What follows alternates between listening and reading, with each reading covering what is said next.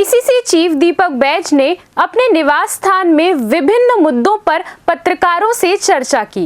इस दौरान उन्होंने बीजेपी सरकार पर हमला बोला।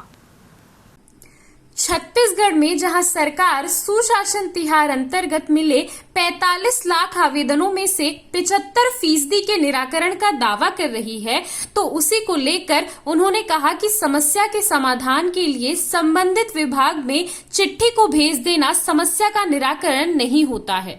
वहीं चिंतकोट में सीएम के दामाद और बेटी के लिए मुर्गा का इंतजाम न कर पाने के चलते सरपंच के खिलाफ नोटिस जारी करना और सरपंच समेत 12 लोगों पर कानूनी कार्रवाई करने को लेकर भी उन्होंने सवाल खड़े किए हैं। उन्होंने कहा कि बस्तर में दारू मुर्गे का चलन बंद होना चाहिए। सीएम के दामाद राज्य के दामाद हैं और हमारे भी दामाद हैं।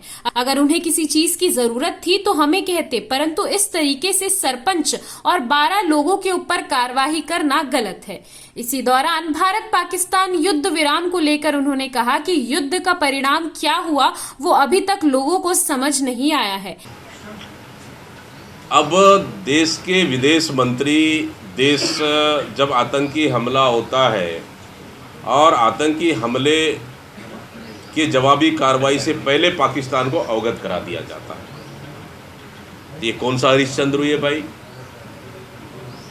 मतलब सामरिक ताकतों को जो अपने अंदर जो गोपनीयता को कि हम क्या करने वाले हैं आने वाला समय में, आप उसको कैसे भी आप दुश्मन देश को बता सकते हैं?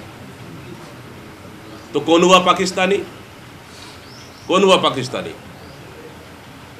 आज देश आज भी सवाल पूछ रहा है कि युद्ध का जो युद्ध लड़ाई चली इसका परिणाम क्या निकला? आतंकवाद समाप्त हुए, जो 4 आतंकवादी मारे गए, 4 आतंकवादी पकड़ के ला लिए, क्या उनका सिर कलम कर दिया गया? क्या आतंकवादी समाप्त हो चुकी है? क्या भविष्य में फिर आतंकवादी घटनाएं नहीं होगी? इसकी कोई गारंटी है क्या? ये समझौता तो ये लड़ाई तो आतंकवाद के खिलाफ था, लेकिन समझौता ये युद्ध विराम सीज फायर व्यापार में ख़त्म हुआ। देश तो यही पूछना चाह रही है।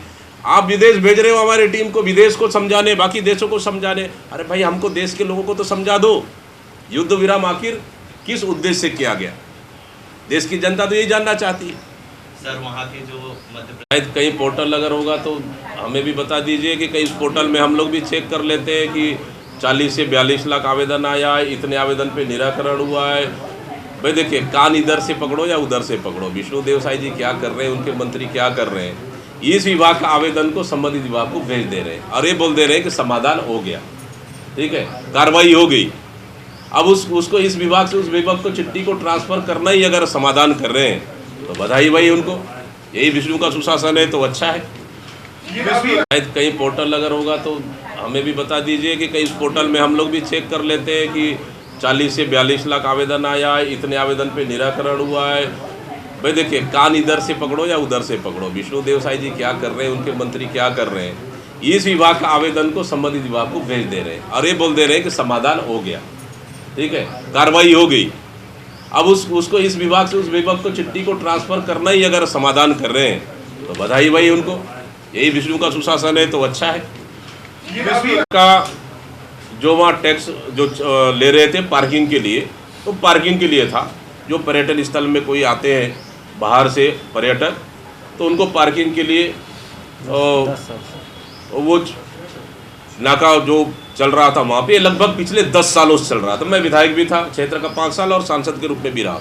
मैं 10 साल तक तो मैं ही देखा, उनके बीजेपी के कार्यकर्ता भी चलाए, बीजेपी के सरपंच भी चलाए। तो आज अगर ये सरपंच अगर चला रहे थे फिर कौन सा गुनाह किया? यही गुनाह है कि हमारे राज्य के दामाद के लिए एसडीएम ने जो मांग की थी मुर्गा बकरा इत्यादि उनको उपलब्ध नहीं करा पाए, इसलिए कार्रवाई, इसलिए FIR हुआ है क्या?